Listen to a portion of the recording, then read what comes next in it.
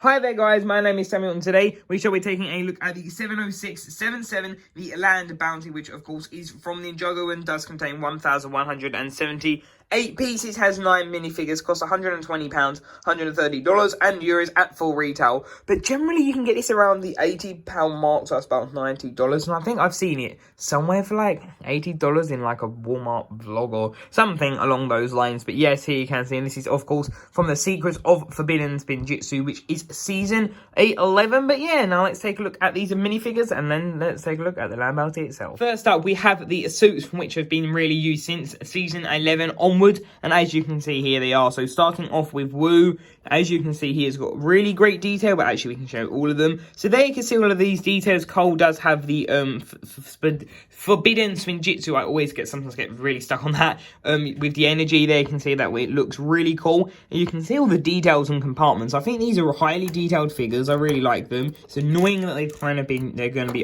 getting overused, but still they work really well. On here we can see their back printing, which I think it looks pretty cool on the minifigures. Here you can see Wu also has got back hair now, which so he must have been shaving that like every episode or something off screen, which is quite funny. But here you can see all of the details. There you can see the back braid hair, I believe it's called, and there you can see the back of his torso detailing, which I think it's just such a good minifigure. Like, honestly, it's one of my favourite Master Wu minifigures. It's just got so much detail. It's my favourite one by far. And here you can see Kai, and then here we can see Cole. I think what I will do in future, when I do the back, I will most probably bring in the other copies that already have their pads taken off, which are the Forbidden Spinjitzu ones. But yeah, there you can see their back face printings and the back body printings, which overall, I just think these are really good minifigures. And then here you can see Jay and Nia, which again look really awesome minifigures. So you get 4 out of the 6, missing Lloyd and Zane. So technically, guys, if you did buy the Titan mech, you would have all Ninja, but you would still need a Lloyd's, you'd still need Zane's shoulder pad, normal helmet, and Cole's shoulder pad and normal helmet. But here you can see these, which are awesome minifigures. And Jay's legs are actually meant to be light blue with some of the light blue detailing. I believe it's just straps here, so it's kind of annoying. It's a little bit inaccurate, but it's still nevertheless a really cool minifigure. As you can see, there is Jay. I think his printing looks really cool, and there is Nia with her gunmetal grey again. So I think it's kind of, there was like, what we thought Nia had kind of changed her colour. So no, it kind of seems that with Nia, her colour palette is gunmetal grey, dark azure blue, and maroon. It's kind of, she just goes between them, which I think is cool, that she just kind of goes through different like phases. It's just something unique that none of the Ninja have really done before. I guess Zane kind of has, but not too often. But here you can see Jay and Nia from the back, which again, these hoods are really cool, and these are the legacy ones, I believe. Yes, they are, with some printing on them, which, yeah, they do look pretty cool. And the swords, again, are not accurate, but I've had to include them here because they are for this set, and there you can see the back printing. So yeah, these are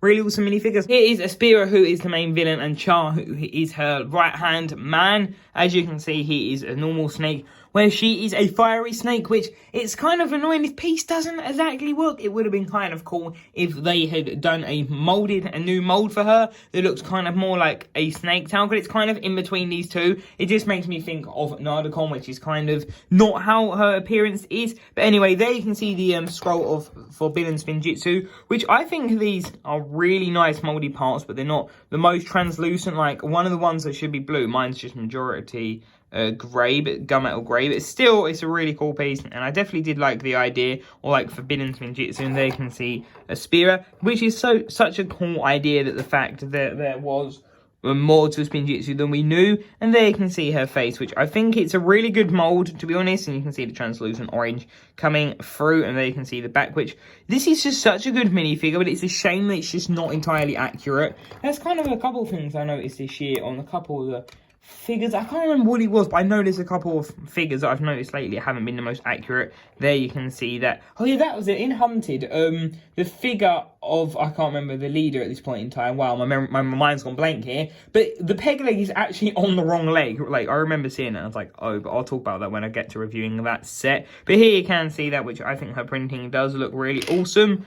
Although we can focus that in. And sorry, I'm taking quite a lot of time at talking about these. don't worry, in the future reviews, kind of once I've reviewed them here, I'm not really going to kind of take a look at these too often, or well, I will, but not as much detail. There you can see Char with all like the wraps and everything, which look really cool, and there's the back. So yeah, that is Char and Aspira, which I think these are really great minifigures. Here we can see the Pyro Destroyer on the left, and on the right hand side is the Pyro Slayer. So yeah, they're kind of just the same minifigure, but one has got the shoulder pads and one doesn't. So yeah, here you can see these minifigures, which I think these are just really unique snakes. They're kind of in between what we've seen before. They're humanoid up to the head, and then they've got snakes heads. That's kind of cool. Here you can see the detailing, and I will remove the Slayer's head. There we can see the rest of the torso printing, and there you can see, well, this is what it looks like on the left hand side, because it is the exact same minifigure printing, I believe. I am just going to double check this because I'm just making sure I get it right. But yeah, they do. Yeah, they are the same minifigure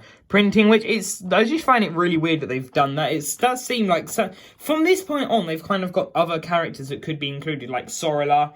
What else? We had Racer 7. Then we had like the what was their names? The group from Master of the Mountain. All of them. It's kind of like they've got all these new characters and they just don't do them. But yeah, there you can see these snakes, which I think these are really cool minifigures, and I do like the printing. So now let's take a look at the Land Bounty itself. We also do have these little energy parts for the Forbidden Spinjitzu, which really they're meant to be holding this, but it doesn't even tell you to give it to Cole, but of course you can. But what you can kind of do with that, you're meant to be able to spin it, but these are so hard to like get them to balance because it's rounded off. I generally take this off and just put it inside it when I display it, but it's so hard to get it perfectly ready to like balance to kind of get it to spin. It's not the easiest thing. Maybe I'm just terrible at this, but there you can see the idea of that is that he can spin. But there's that, which this is a really good piece. I still got to go back and get the other like little ones. I just generally skip them, but still it's really cool. But honestly, I just recommend, guys, if you just pull that off, which I can't even get off. Hang on, let me use the brick separator. I just recommend, guys, taking this piece off. But again, it's sometimes not easy.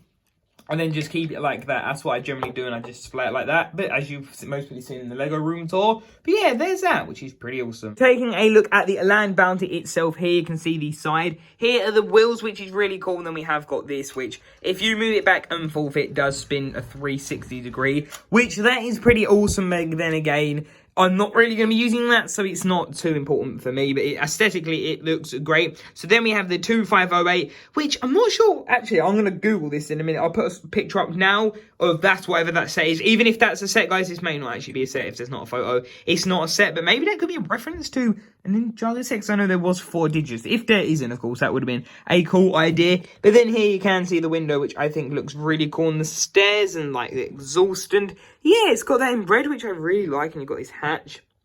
You've got some weapons down here, which is really nice. And then we've got this engine up here, and then I will show you that in a minute, which that simply does just pop off, guys. And that is kind of a separate ship to the actual build. Here you can see the top here, which I think is cool. These go loose, guys, but I just recommend putting them anywhere near the cannon. To me, here, it perfectly fits well because there are exactly three studs for it. And yes, this, guys, does come off a lot, so it's only held on by these 2 studs, and the idea is that you fit it in between there and it keeps it on, but you've got to be really careful to make sure it actually stays. There you can see the sail of the Bounty, of course. That's kind of the traditional one, which we have seen that pattern before. There you can see the front, which I think is called the bush. It just adds a unique feel to it. Then going around here you can see the front, which I think this looks really good aesthetically from here. And if I quickly just loosely put that back on, there you can see that it sort of blocks a bit of light, but again, it's not too bad. But here you can see that, which I really like the way that's done. Aesthetically, it looks amazing, the way that they've used it. And I believe it's upside down, was it? No, sorry, that's the upside down part. Yeah, they put the windshield in upside down, which looks cool. There you can see the bottom, which is a bit annoying. You can see quite a few parts and holes there, but that is fine. And yeah, that's kind of the exterior of these side. I'll quickly show you the back, but yeah, there you can see that. And then again, guys, sorry, there is another feature. Here we have got this switch, and what you do, you can simply just, well, you should be able to, right, you have to make sure it's angled perfectly, but the idea is that you can do that. So you simply just move it in and out, which is pretty cool, but it's not always the best at working. Like, it's something I have sort of just realised. I've sort of had it working before, but then sometimes it doesn't. So if you can see that it gets stuck. But the idea is that you can move it in and out. But looking on the inside, so that is how you do it. It kind of gets stuck here on the side. It's sort of a tight, well, in fact, it's a very tight fit. It only just about fits. So that's most probably the reason there. You can see that it sort of works. But yeah, be careful, guys. It does do that. And there you can put it down again, which I think that looks pretty cool, but that isn't the way it's meant to go, because it wouldn't exactly fit with the long extension at the end. And there's the piece, looks like it's raising up a bit. But yeah, there is that, and I would say the best thing is just to put it back in there and never look at it again. I will show you the interior in a minute. And then we have got this little part up here, which I think it does look alright, I guess, for some space, for some battling. I'm not too sure what you'd want to do there. You can clip some stuff there. You've got the weapons. You can see a better view there. And then from the back, you guys, this is quite an interesting thing. But you do have this little quad bike, or the equivalent of, which that is pretty cool. I do like the look of that. But yeah, there's a little quad bike with another weapon. They have got decked out. You can put their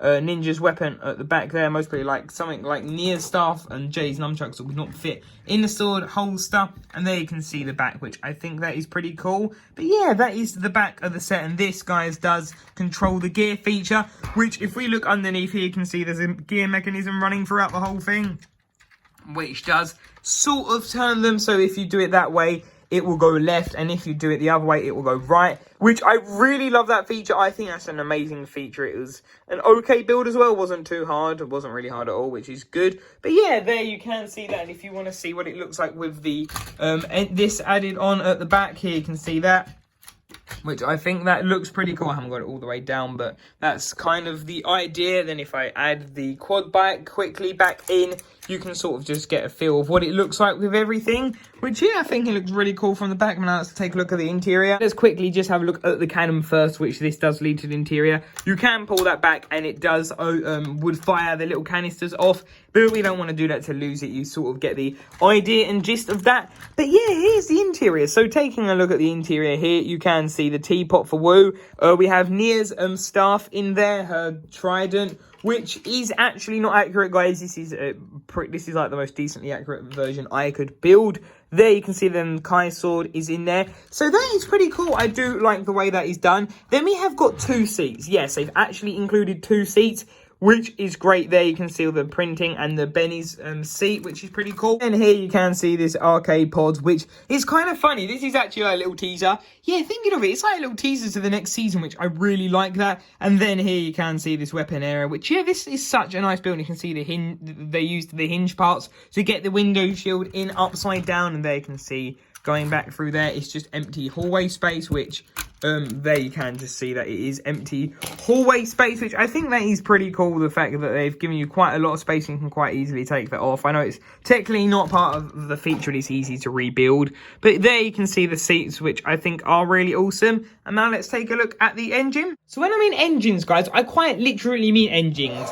Look at this thing. This is literally like a third of the size. Now, okay, well, yeah, I guess most probably is a third if we include everything. And just looking at this size, it is absolutely humongous, this area. It's got 12 engines. Like, wow. It's insane that the fact this, which is literally nowhere near as much as the other one, has got like so many more. It's literally got times 12 more. That's got one sort of just one of these with nothing else. So yeah, that's kind of weird. I don't really understand why that is, but hey, that is what it is. There you can see the thruster, which again, I think that does look pretty cool. The detailing overall, this set is great. I won't really go too much into the technique of this.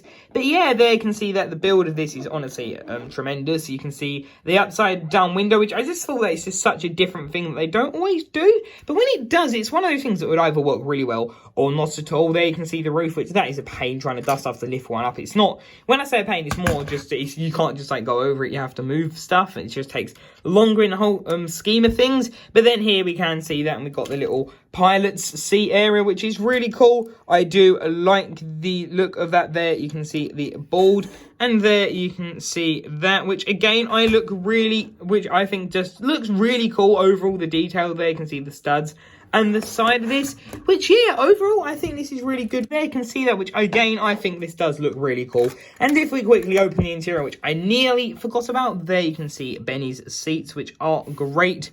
And then we have got the cockpit in here, which, again, I think the detailing is just really, really good on this set. Here, you can see the inner detailings, which, yeah, there you can see the windows, and yeah, that's basically it for the main display of it. But there is a feature here which I may not have nearly forgotten about. So what you can do, guys, you pull this down and it pulls the engines out, which I think is pretty cool. There you can see the engines and all of that, which, yeah, it looks not as good. It looks a little bit bad with that, but to be honest, I don't think it's not really a problem, because if there's a kid playing it, they're not going to be like really fixated. I wouldn't say there to be flying it around, because it's good that you've got those little in parts so you can hold it. And then for me as a collector, I can display it really well.